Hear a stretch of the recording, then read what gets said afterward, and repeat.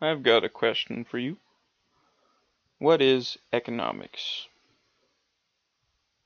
Economics. It's all around us. It is what drives markets with supply and demand. Economics helps us to understand why governments tax us and pass laws. And economics helps us to know what the quality of life is for the people and nations around the world. It's a big place, right? One aspect of economics that really helps us understand the motives behind people's actions is the concept of thinking on the margin.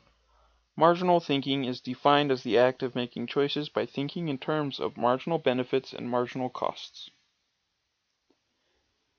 So, Dwight really likes this girl in his class. What Dwight doesn't realize is he uses marginal thinking in his attempts to talk to this girl.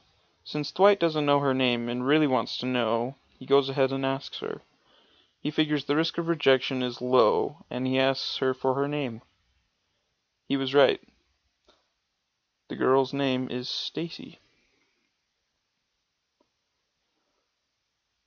All throughout the semester, Dwight thinks about Stacy. He figures that the risk of rejection is low if he becomes Stacy's friend. So he talks to her and they study together. As it happens, the semester is ending in a week, and Dwight and Stacy have become best friends.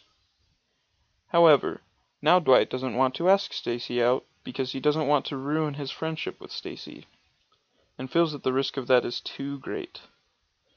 So at semester's end, Dwight had a marginal loss in not being able to date Stacy, but also a marginal gain in the friendship with Stacy. Marginal thinking is the basis of trade and wealth.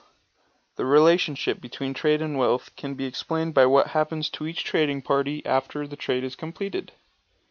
If two parties make two different things, but each needs the other thing to survive, trading with each other would make both parties happier overall. In this example, Dwight produces potatoes and Stacy produces corn. To make trading easier, money is introduced into the system. Instead of trying to barter a certain amount of corn for a certain amount of potatoes, each producer simply sets a price at which they would like to get for their item, and consumers spend money instead of trying to barter with actual goods. With the money that producers get from selling their products, they then spend money on other things they need, thus supporting other producers with the money they make from selling their own products. With this relationship between the consumer and producer, people have more money to spend and allows producers to produce more. This allows everyone to produce and consume things that make society wealthier as a whole.